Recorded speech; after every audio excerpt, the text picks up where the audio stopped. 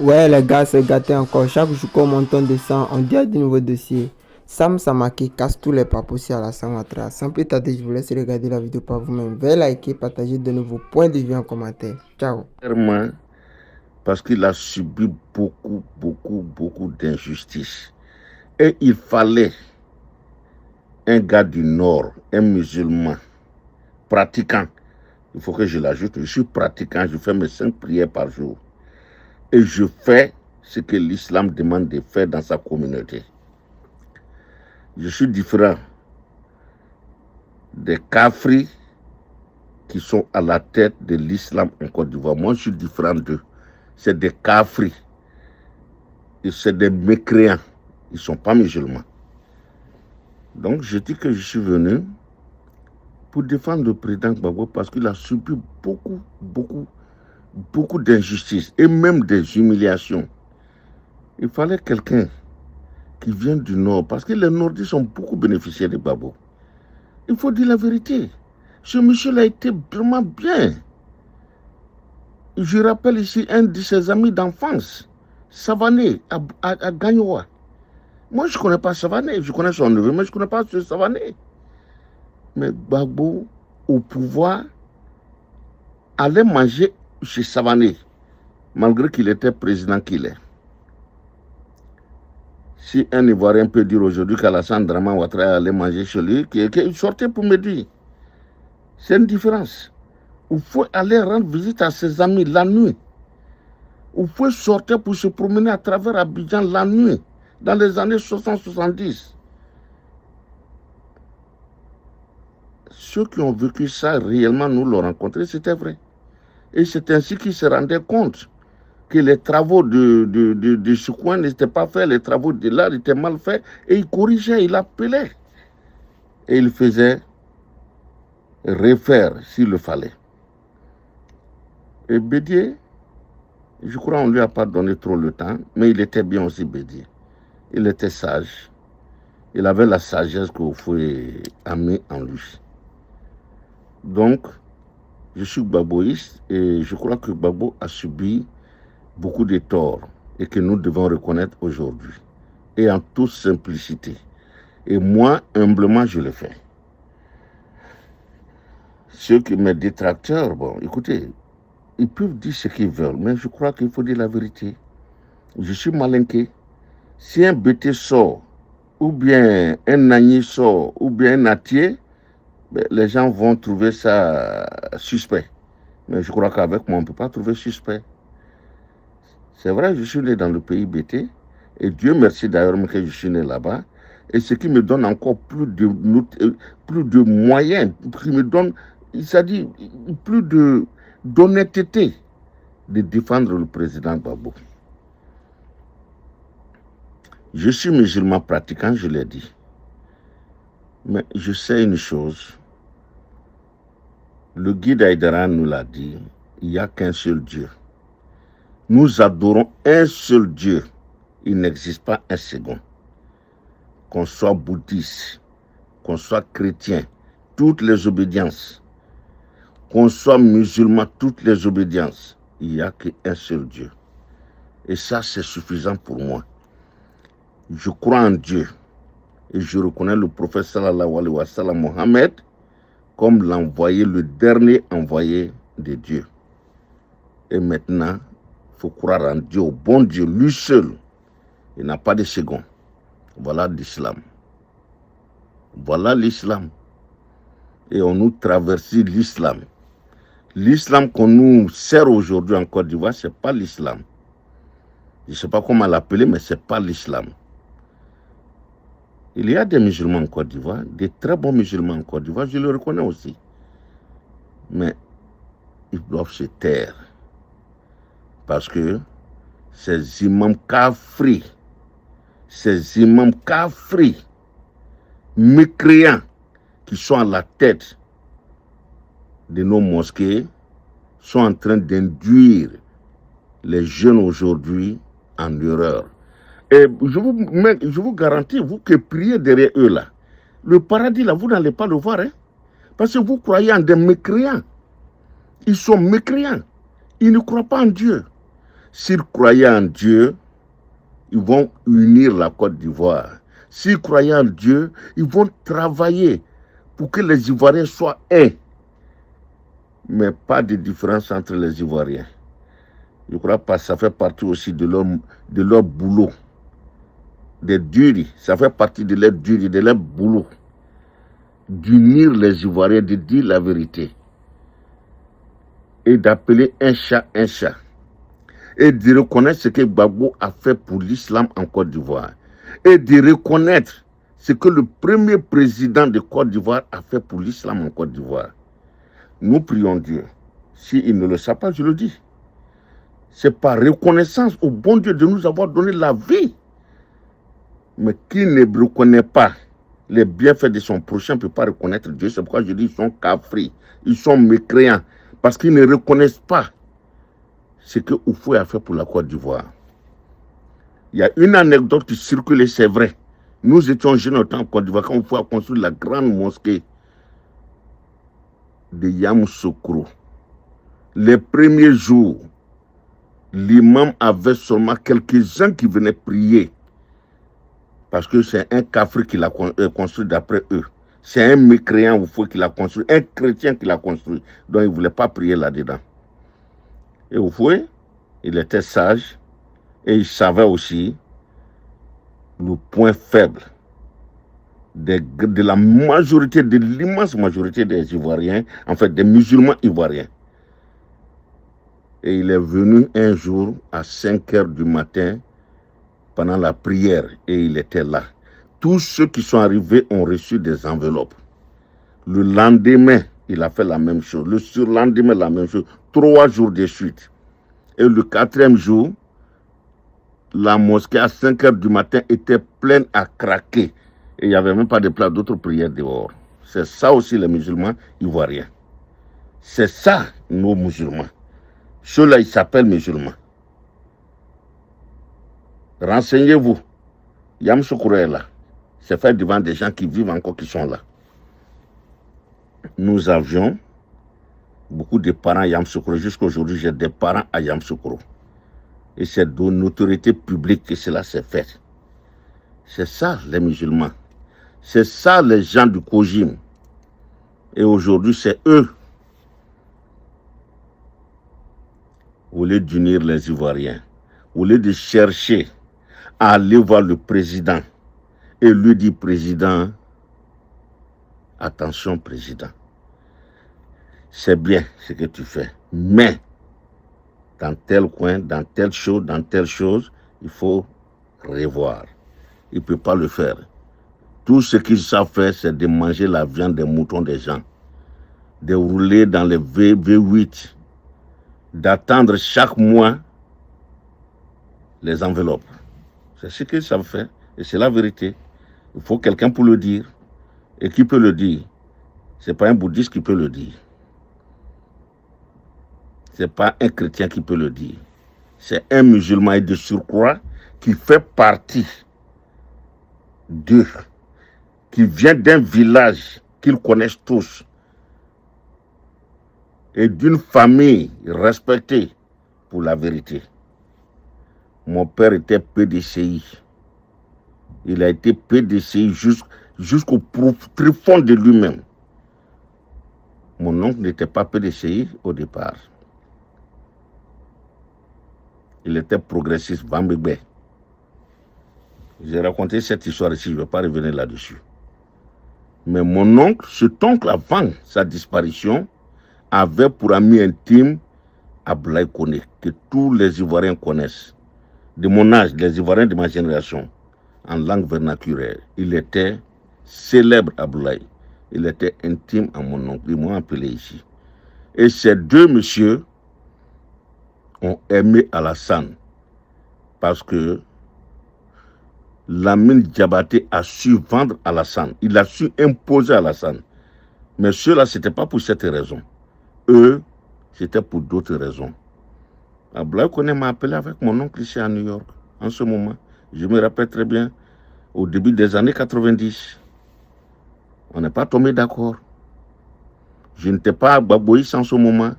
Je n'étais pas au Fouetis. Et je leur ai dit pourquoi je ne faisais pas de politique, parce que j'étais opérateur économique. J'avais 2 restaurants en ce moment, très très renommés à New York ici. Café Rokia, restaurant Rokia. Donc, étant opérateur économique, je ne voulais pas me mettre là-dedans. Parce que j'ai fait mon restaurant pour les Ivoiriens d'abord.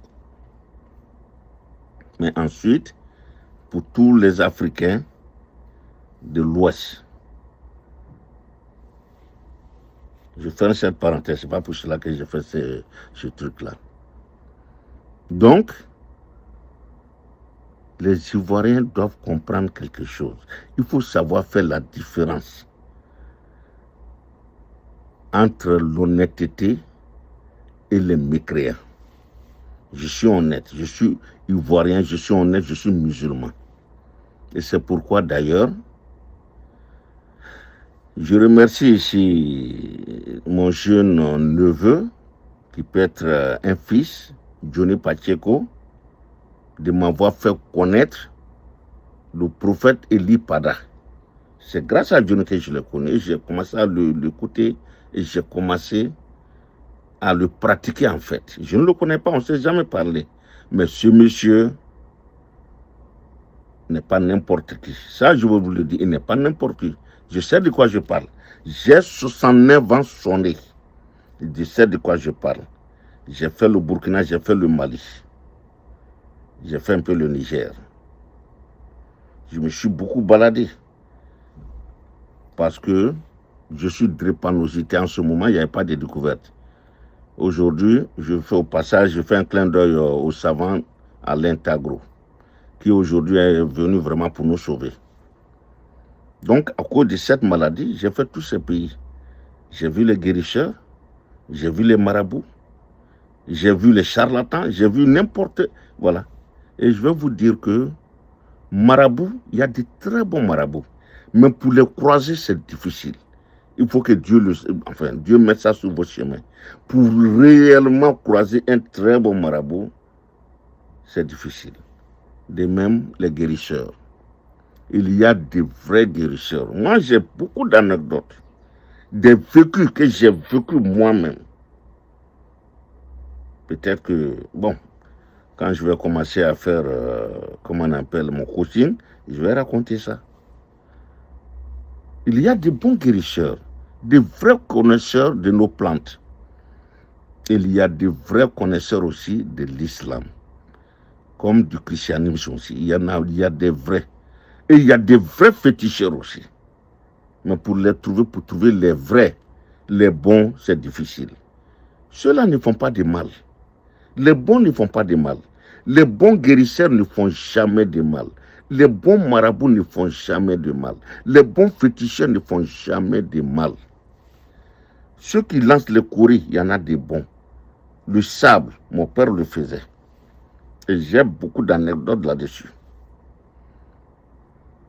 Donc, Eli Pada, c'est quelqu'un que je viens de découvrir il y a seulement à peine 1 an. Mais c'est un monsieur, je crois qu'il sait ce qu'il fait. Et qui a ses pouvoirs, qui a des dons. Je ne sais pas s'il a des pouvoirs, mais il a des dons. Et lui et son créateur, notre créateur suprême, je crois qu'il y a un lien. Et je le crois en toute sincérité. Et tout ce qu'il dit, je crois que j'y crois fermement. L'application, il dit ce qu'il voit.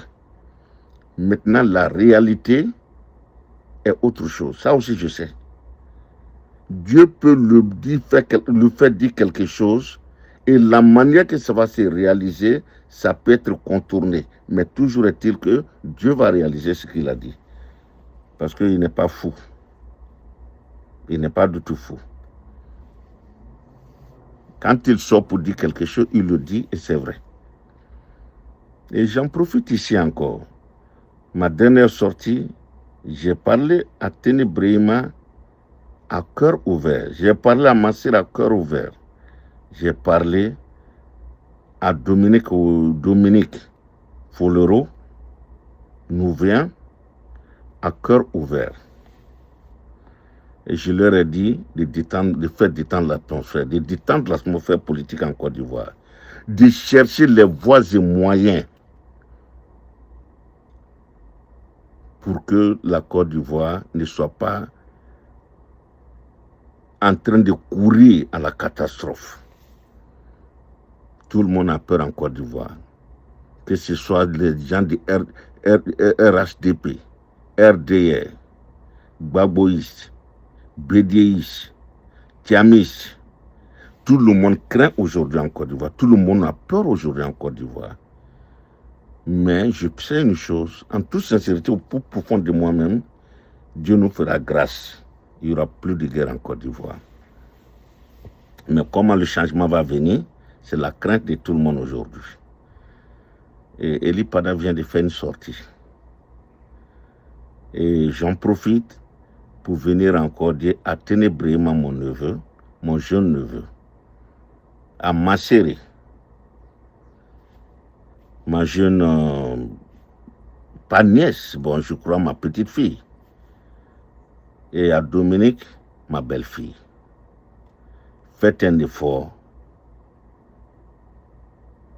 C'est ce que je vous fais aujourd'hui, on appelle ça, waking call.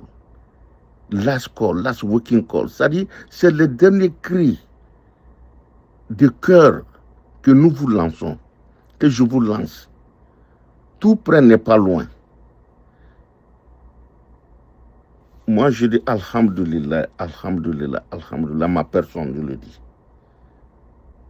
Parce que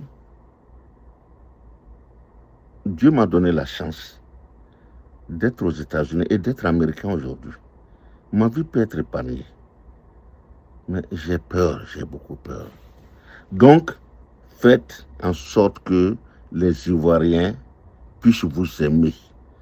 Vous n'êtes pas aimé aujourd'hui. Même dans votre camp, vous n'êtes pas aimé aujourd'hui. Il faut qu'on vous le dise. Oui, il y a certains fanatiques.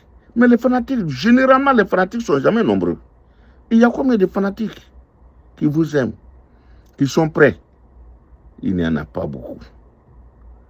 Vous n'aurez plus jamais un autre Soro Guillaume. Jamais, jamais, jamais. Il n'y a plus de Soro Guillaume en Côte d'Ivoire. Il n'existe qu'un Soro Guillaume que vous maintenez à l'exil forcé. Et je vous dis, c'est mieux de faire entrer Soro Guillaume. Écoutez Laurent Gbagbo, libérez les militants. Libérez tous ceux que vous avez fait emprisonner pour leurs opinions publiques. C'est pas normal. Libérez-les. Leur place n'est pas en prison. Ils ont de la famille. Ils peuvent participer à la construction de ce pays-là. Ils n'ont fait qu'exprimer leur opinion. Ils ne vous aiment pas, vous ne les aimez pas. Ce n'est pas un crime. C'est parce que vous ne les aimez pas que vous les mettez en prison. Mais vous ne les aimez pas, laissez-les dehors et détestez-les. Comme ils vous détestent. Moi, je ne vous déteste pas, mais je ne vous aime pas. Je n'ai aucune haine envers vous. Mais je n'aime pas votre politique. Mais je n'ai pas de problème avec votre personne. Moi, je n'ai pas de problème avec la personne du président Alassane Dramane Ouattara. En son temps, je l'ai défendu. Pas dans les réseaux, mais j'ai eu à le défendre ici souvent. Parce que je dis quoi? Si Oufoué l'a pris comme premier ministre, aujourd'hui, vous ne pouvez pas dire que ce n'est pas un Ivoirien. Ça, je l'ai défendu pour ça. Mais il n'est pas fait tout ce qu'il a fait pour venir encore être un dictateur. C'est ça mon combat aujourd'hui. C'est ce que je n'apprécie pas chez lui. Son 3e et son 4e mandat. Cet entêtement-là, il s'est entêté, ça a été payant. Il est devenu président. Mais de grâce, qu'il sache partir. Parce que tôt ou tard, il va partir. Mais la manière de partir, c'est ça qui compte. C'est la manière de partir. C'est la manière de quitter l'arène politique qui compte. Oufoué a quitté la politique très tardivement, mais élégamment. Il a été élégant, Oufoué. J'explique pourquoi. Oufoué était ce président qui pouvait faire des erreurs et qui reconnaissait ses erreurs. Ce monsieur avait cette modestie. Oufoué, le grand Oufoué, quand il se trompait, il reconnaissait qu'il s'est trompé. Je ne vais pas revenir là-dessus ici. Ils sont trompés plusieurs fois, il l'a reconnu. Et pour les jeunes générations, je vous le dis, Oufoué est un être humain exceptionnel. Quand il se trompait, il disait qu'il s'est trompé. Et il venait corriger. Bédié n'a pas eu le temps de se corriger. Il est venu dans le tumulte. Tout son règne s'est fait vraiment, c'était un règne chaotique, dans le brouillard. Et qui l'a causé? C'est le RDS, c'est Alassane Dramane Ouattara. Voilà pourquoi aussi je ne suis pas d'accord avec ce monsieur. Bédié est sorti par la fenêtre après un coup d'État malheureux qui a bénéficié à Gueye Robert. Mais Gueye Robert était aussi mal entouré. Je ne vais pas citer des noms ici, mais il y a des grands noms. Il était très mal entouré. Au lieu de balayer et de faire des élections propres, il était mal entouré. Et Koudou Laurent Gbagbo est arrivé à son corps défendant.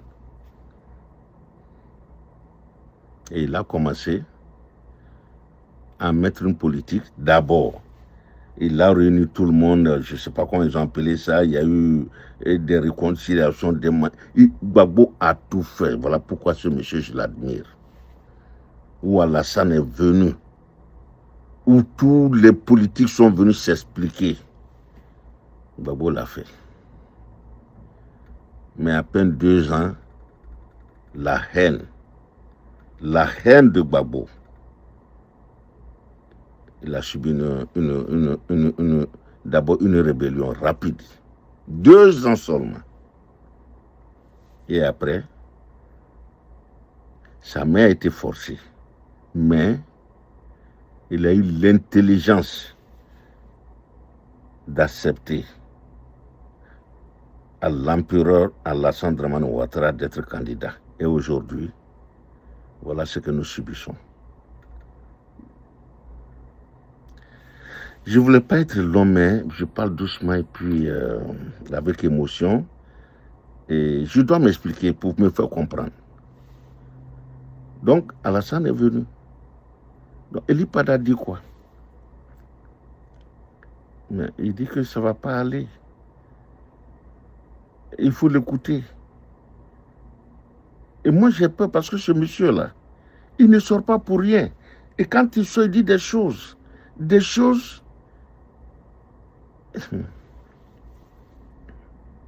Donc, je reviens encore à Oufoué. Quand Oufoué faisait des erreurs, il les reconnaissait. Oufoué pouvait honir quelqu'un, mais Oufoué n'a jamais essayé de humilier quelqu'un. Oufoué n'a jamais humilié quelqu'un. Bédié pouvait le faire, se venger et humilier, il ne l'a jamais fait.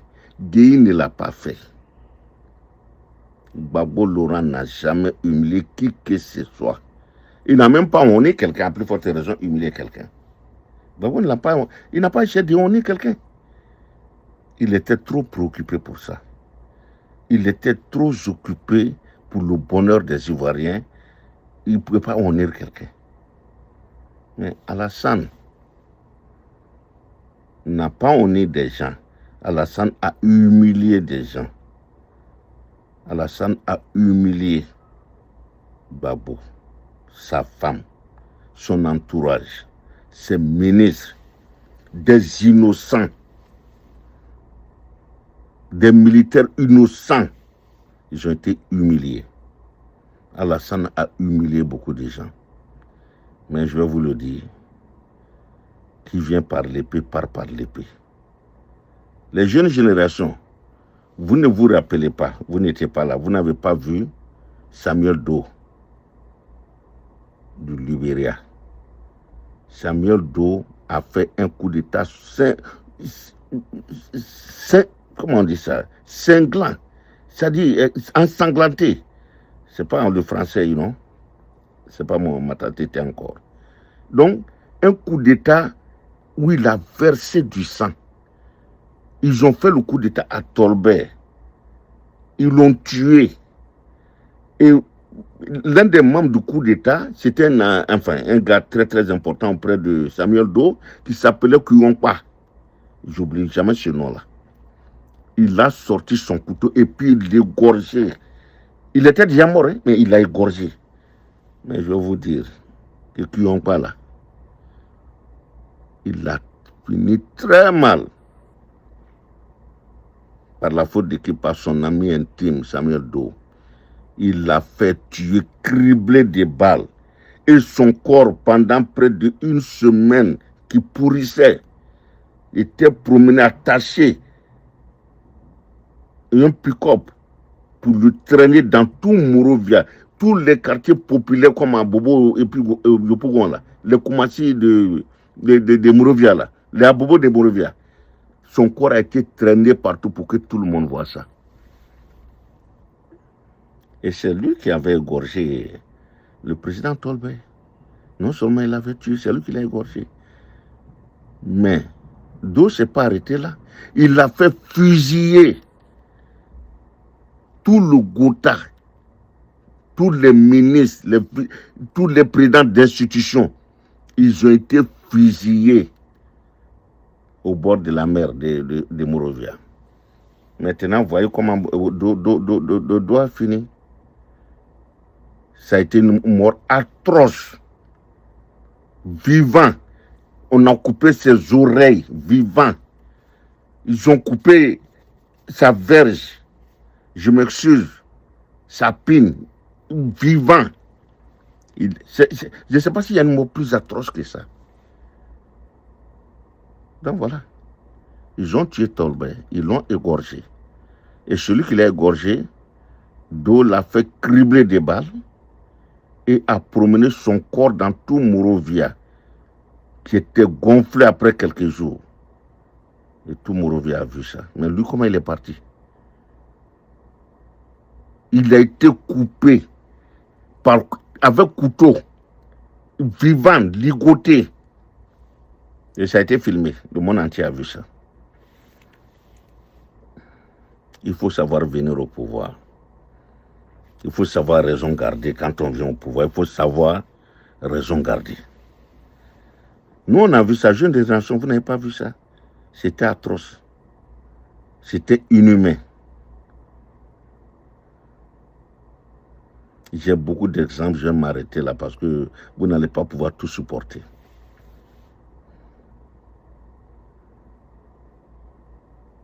Donc, la manière dont on vient au pouvoir, cela explique souvent la manière dont on quitte ce pouvoir-là. Ténébrement, Masséré, Dominique Ouattara, inspirez-vous de ce que moi je suis en train de dire. Gbagbo a été humilié par vous. Sa femme a été plus que humiliée. Une première dame, que des vagabonds étaient en train de... Oh my God, Allah. Nous avons vu ça. Il n'y a pas très longtemps de cela. L'Afrique a été humiliée de cette manière. Et jusqu'à aujourd'hui, vous vous entêtez à faire du mal aux Ivoiriens, à arrêter les jeunes Ivoiriens pour un oui, pour un non. Et vous trouvez que c'est normal. Et vous trouvez que ce pouvoir va continuer, et ça va continuer, et il n'y aura pas de... C'est-à-dire, Dieu n'existe pas. Il n'y a pas de karma. Il y a le karma, et Dieu existe. Je vous en prie, réveillez-vous. Ténébrement, réveille-toi. Dominique, réveille-toi. Ma sœur, réveille-toi. Réveillez-vous. Vous n'allez pas aimer ce que je dis. Je vois déjà ces ignorants, ces analphabètes qui vont m'écrire des sottises. Ben, je n'ai rien à leur dire. Et ça aussi, Voyez-vous, je n'ai jamais vu un BT, un baoulé machin me taxer, m'insulter. C'est toujours les djoulas, les malinqués, les vagabonds, les analphabètes. C'est ça mon combat aussi. Nous savons un seul pays, c'est la Côte d'Ivoire. Je ne suis pas fier aujourd'hui, dans mon introduction, chaque fois de dire que je suis ivoirien. Non, non, non, je n'en suis pas fier. Mais toujours est-il que j'ai la fibre. Eli Pada a parlé. Je vous en prie. Ne pensez pas que c'est un fou. Il n'est pas fou, ce monsieur. Je suis aujourd'hui comme Johnny, j'apprécie beaucoup ce monsieur. Dans toutes les catégories, il y a des bons. Il y a des bons pharmaciens, il y a des bons mécaniciens, il y a des bons électriciens, mais les meilleurs pour les trouver, c'est difficile. Il y a de très bons savants en Côte d'Ivoire, mais le savant que j'apprécie aujourd'hui le plus, c'est Alain Tagro, et c'est un savant. Et c'est quelqu'un qui connaît.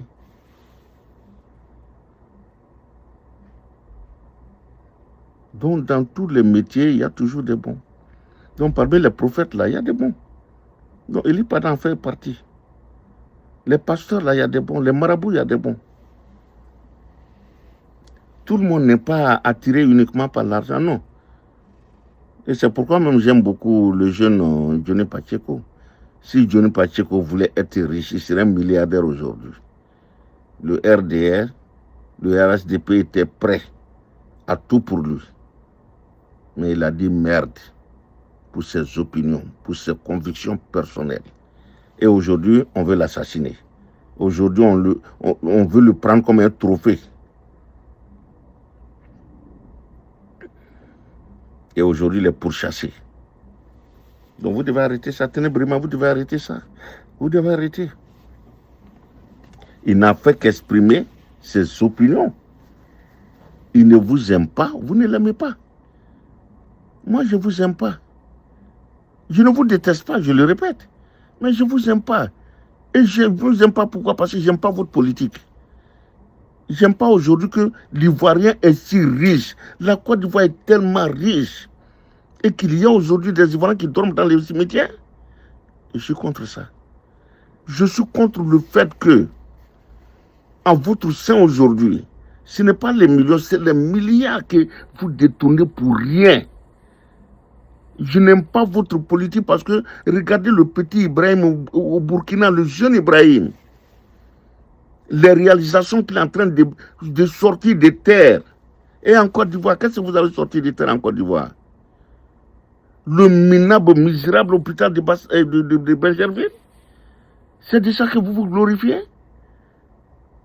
Et ces petites routes que vous avez, c'est de ça. Mais Ibrahim est en train de faire 4 voies aujourd'hui. Entre 4 voies, 4. Entre Ouaga et Bobo Dioulasso. Et nous. Et encore, ce n'est pas vous qui l'avez fait. Vous pouvez la commencer. C'est Babou qui a presque terminé. Peut-être vous avez fait le tronçon aller à Boaké. Et c'est de ça que vous glorifiez. Je ne dis pas que c'est peu. C'est beaucoup. Mais c'est tout ce que vous pouvez faire. Mais maintenant, libérez le plancher pour que quelqu'un d'autre vienne s'essayer. Vous n'êtes pas les seuls Ivoiriens. C'est ça aussi que je ne suis pas d'accord avec vous. Et c'est pourquoi je ne vous aime pas. Et vous ne m'aimez pas aussi. C'est tout à fait normal, c'est pour de bonnes guerres. Mais vous êtes en train de mettre tous ceux qui ne vous aiment pas en prison. Mais finalement, là, enfermez tous les Ivoiriens. Parce que les Ivoiriens ne vous aiment pas. Et c'est la vérité, les Ivoiriens ne vous aiment pas aujourd'hui. La nature humaine est ainsi faite qu'on n'aime pas un pouvoir qui est là définitivement. Les royaumes, ça c'est le royaume. Mais la Côte d'Ivoire n'est pas un royaume. Et aujourd'hui c'est devenu un empire. C'est pas normal. Tenez Brahima, tu as les rênes du pouvoir ivoirien aujourd'hui, depuis combien d'années? C'est toi aujourd'hui. Et c'est à toi qu'on doit s'adresser. Et si on dit qu'on ne t'aime pas, ça ne doit pas te faire mal. Si ça doit te faire mal, quitte où tu es. C'est aussi simple que ça. Donc, mon neveu, je veux que tu comprennes ça. Tous ceux qui t'entourent là, les bénis oui là, ils te détestent. C'est ceux-là demain qui seront vos bourreaux. Tous ceux qui sont autour de vous aujourd'hui, c'est vos bourreaux demain. Ce n'est pas nous. C'est nous, on va pleurer même si on vous fait du mal. C'est nous, on va venir dire non, arrêtez, arrêtez. Ils ne méritent pas ça. Mais c'est vos bourreaux là qui vont dire, attends-nous, on va faire parce qu'on leur a tout dit, ils ont refusé. On leur a chanté, ils ont refusé. C'est eux qui vont le dire. Et qu'est-ce que vous allez dire? Et qu'est-ce que vous allez faire? C'est regrettable.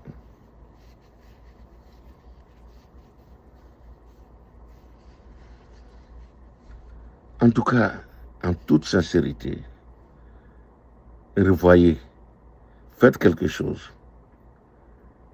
Nous, la Côte d'Ivoire dans laquelle nous sommes nés est différente de la Côte d'Ivoire qu'on a aujourd'hui. Le pays aujourd'hui ressemble à un seul pays, la Corée du Nord. Parce que c'est là-bas, il n'y a pas quelqu'un qui peut oser même faire la coiffure du président. Il n'y a pas quelqu'un qui peut le faire. Et la Côte d'Ivoire est en train de... Enfin, nous trichons cela aujourd'hui. Parce que personne ne peut dire qu'il n'aime pas Alassane. Alors qu'il ne l'aime pas. Mais on ne vous aime pas, on ne vous aime pas. Vous ne nous aimez pas aussi. Vous n'aimez pas ceux qui vous aiment pas. C'est tout à fait normal. Mais si vous êtes fatigué de ça, qu'est-ce qu'il faut faire? Est-ce que c'est obligé? Ce n'est pas obligé. Personne ne vous oblige à rester où vous êtes.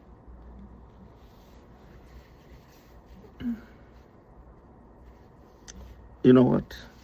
I don't know. Eh Allah. Bon. Moi, tout ce que je peux faire, c'est ce que je fais. Et d'interpeller mes co-religionnaires qui, je crois, mais vraiment qui ont dévié, les imams ivoiriens, Doukoujim, sincèrement, vous devez faire quelque chose. Allez-y, Aïdra vient encore de parler au Mali. Allez-y voir ça. Inspirez-vous de ça. Aïdra n'insulte pas les dirigeants maliens. Non, il ne l'a jamais fait. Mais poliment, il leur dit ce qui n'est pas bon, ce qu'ils ont fait de mal ou ce qu'ils font de mal. Et ils interviennent, ils intercèdent. Vous devez faire la même chose. Quand Oufou était là, les chrétiens intercédaient à tout moment. Les chrétiens venaient voir Oufou à tout moment. Monseigneur Yago, je me rappelle de ce monsieur, de ce vieux monsieur, de ce bon monsieur. Nous avons vu ça. Mais en ce moment, vous dites que vous étiez rejeté. Mais aujourd'hui, c'est vous qui êtes au pouvoir. C'est vous qui êtes les yeux, la bouche, les oreilles du peuple aujourd'hui. Et vous détournez la tête. Et vous ne pouvez pas intercéder. Vous ne pouvez pas parler à Ténébrima, vous ne pouvez pas parler à Dominique, vous ne pouvez pas parler à Alassane. Et vous estimez les envoyés de Dieu. Et vous dites que vous travaillez pour Dieu. Vous travaillez pour Satan. Et vous êtes tous sataniques. Les imams ivoiriens, les dirigeants du musulman ivoirien sont tous sataniques. Ils sont tous dans des sectes. C'est des cafris, c'est des mécréants. Je ne cesserai pas de le dire, je vais toujours le dire. Parce que vous l'êtes. Vous êtes des mécréants. Moi, je ne suis pas mécréant. Je crois en Dieu. Je fais du bien. Je crois en Dieu, je fais du bien.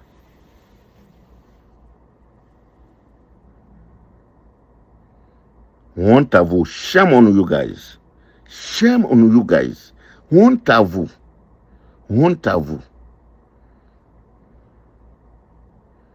À mes yeux, Ténébrima trouve beaucoup d'excuses. Draman a d'autres beaucoup d'excuses à mes yeux.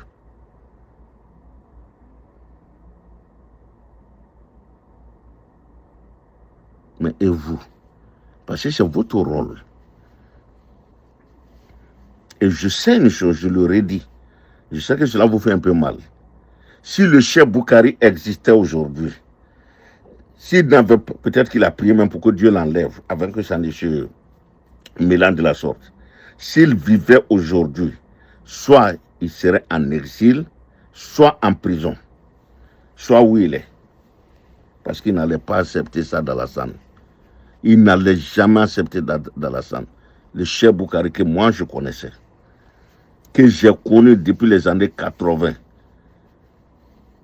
avec Tidjane Ba, Suleiman Doumbia Suleiman à la RTI, c'est eux qui ont fait vulgariser, c'est eux qui ont fait connaître l'islam en Côte d'Ivoire.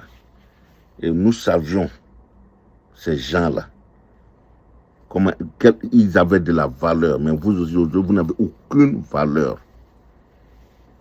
Shame on you guys, honte à vous. Parce que la situation dans laquelle nous nous trouvons, ça dit que Alassane et son gouvernement là, moi je peux leur donner 30% des fautes, mais vous avez 70% des fautes.